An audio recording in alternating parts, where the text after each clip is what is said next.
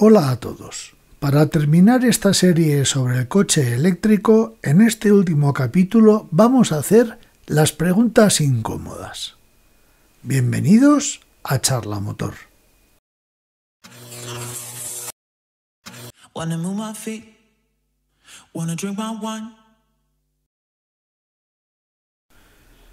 Y la primera pregunta que surge es lógica.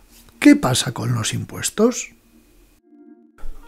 Sin meternos en temas políticos, tenemos un gobierno que precisamente no se distingue por bajar impuestos. Más bien al contrario, los está subiendo absolutamente todos. Incluso está amenazando al automóvil con nuevos impuestos, que si peajes, etcétera, etcétera, etcétera. Además, la inflación que estamos padeciendo realmente al gobierno le viene muy bien, porque recauda más impuestos, como el IVA, etcétera, etcétera, etcétera. Pero insisto, no hablo de política porque no me da la gana enfangarme. Así que vamos a los fríos datos. El Estado recauda, redondeando, 21.500 millones de euros solamente de los carburantes. Cuidado, no estamos hablando de impuestos al automóvil, solo de los carburantes, que lógicamente, si esto se convierte en electricidad, ¿de dónde va a salir la pasta?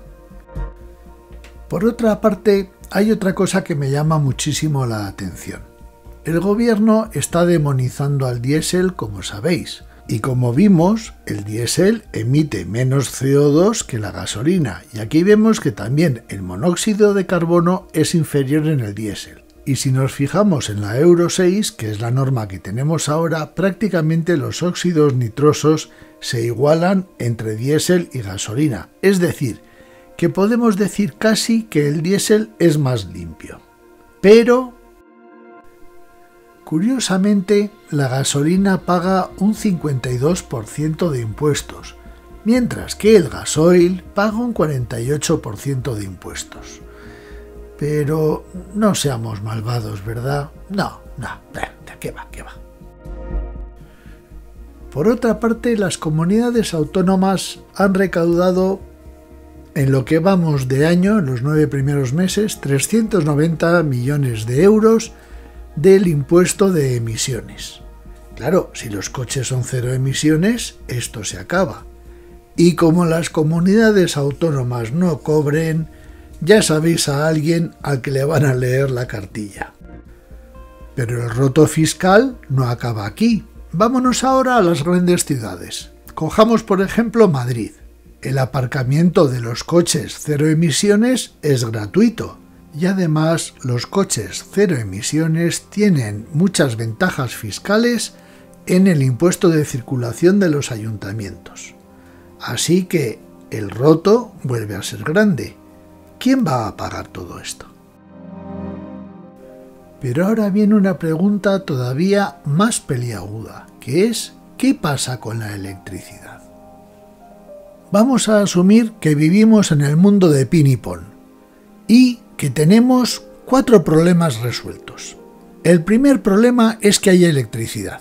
El segundo problema es que podemos cargar el coche.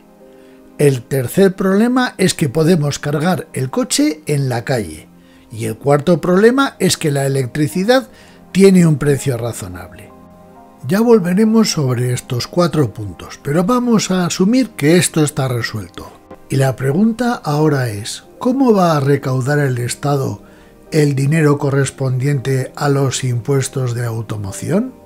Es decir, combustibles, etcétera, etcétera. ¿Hará un impuesto especial para coche eléctrico y nos hará poner un contador específico para coche eléctrico y de paso nos cobra el mínimo por el contador? Y si no es así, ¿los que la electricidad la utilizan para su casa van a pagar ese impuesto? ¿Cómo va a afectar esto a aquellos que no tienen coche eléctrico?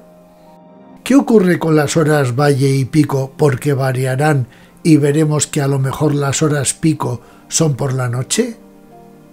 A ver quién abre ese melón. Ahora imaginemos que el vehículo eléctrico prolifera. le empezamos a cargar impuestos al vehículo eléctrico porque ya hay muchos, y entonces los que quedan térmicos los inflamos a más impuestos. A eso le sumamos las comunidades autónomas, que no cobran el impuesto de emisiones como hemos visto. ¿Quién paga eso?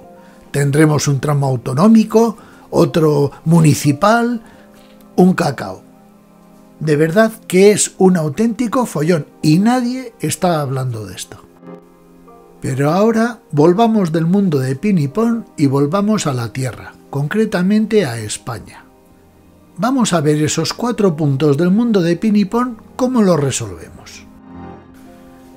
Como ya vimos, España es capaz de generar la electricidad que podemos necesitar para los coches eléctricos. Eso está muy bien, pero si nos centramos en las renovables, ¿qué pasa si no tenemos energía suficiente? Los expertos nos indican que lo que hay que hacer es almacenar electricidad. ¿Cómo vamos a almacenar esa electricidad? ¿Cuánto nos va a costar? Y ahora viene la siguiente pregunta. El coche eléctrico se populariza y los garajes, normalmente, los que tienen garaje en casa, suelen ser garajes comunitarios.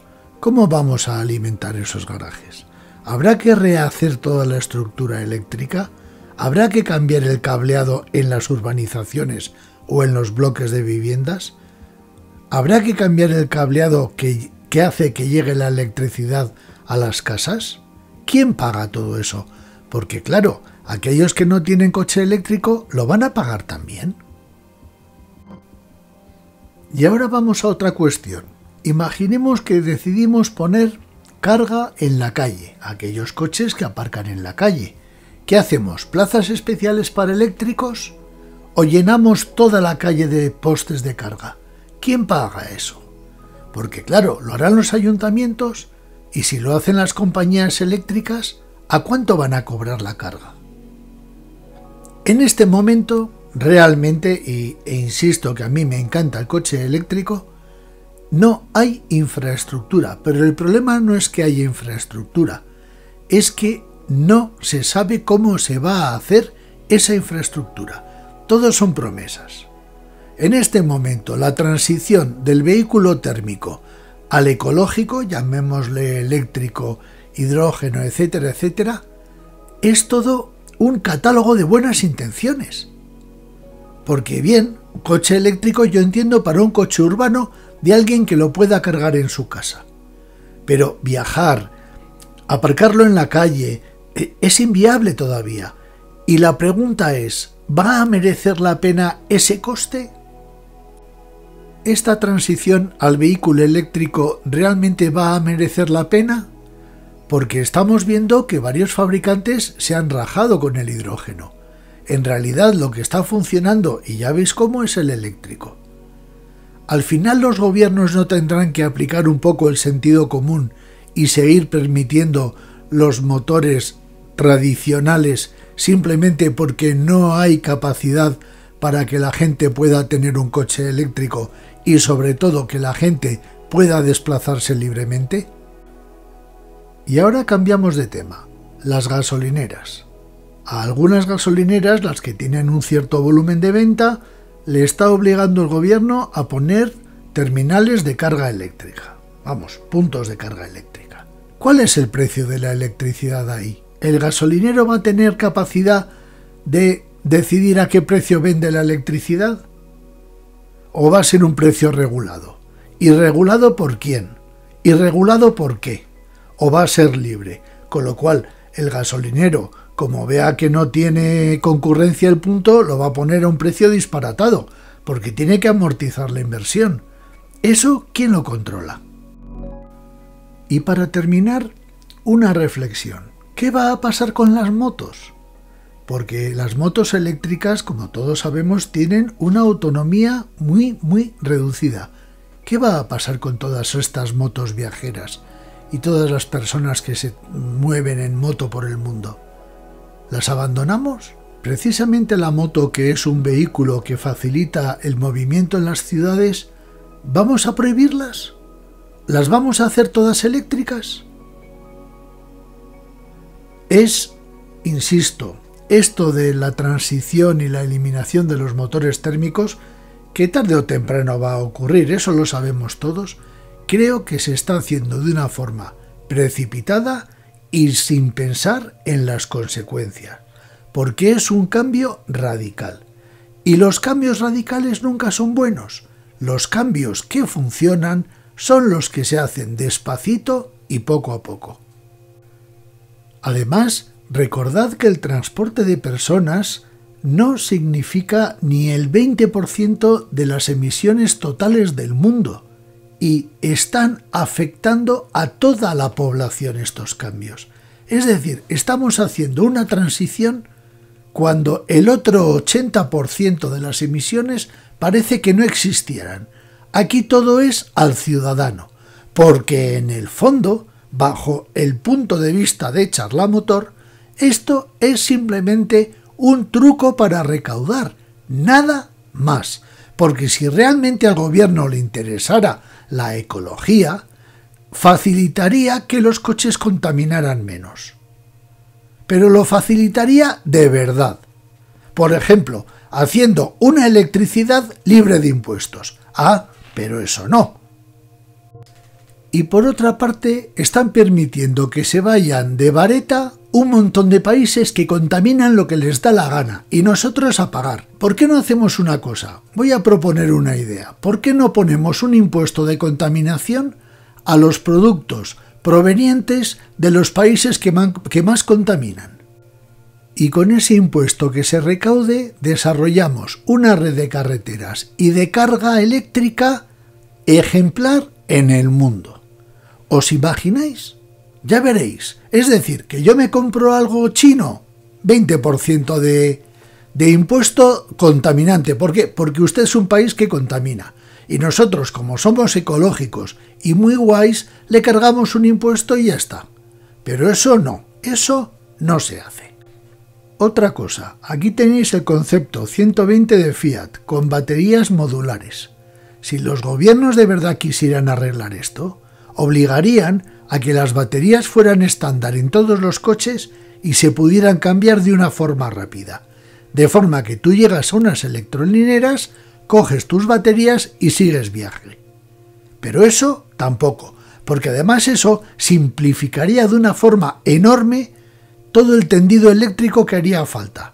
Las gasolineras se convierten en puntos donde tú llegas, dejas unas baterías, coges otras y te vas. Pues tampoco. En cambio, a hacer una legislación para que el cargador del móvil sea estándar. Esto es, de verdad, bajo mi punto de vista, incomprensible.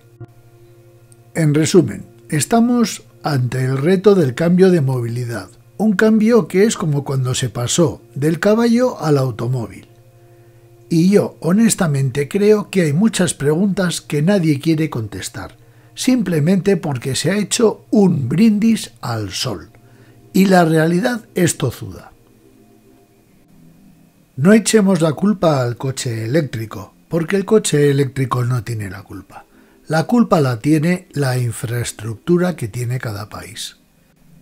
Y lo que no se puede hacer es obligar a los ciudadanos a adoptar unos vehículos con los que van a tener más problemas que soluciones.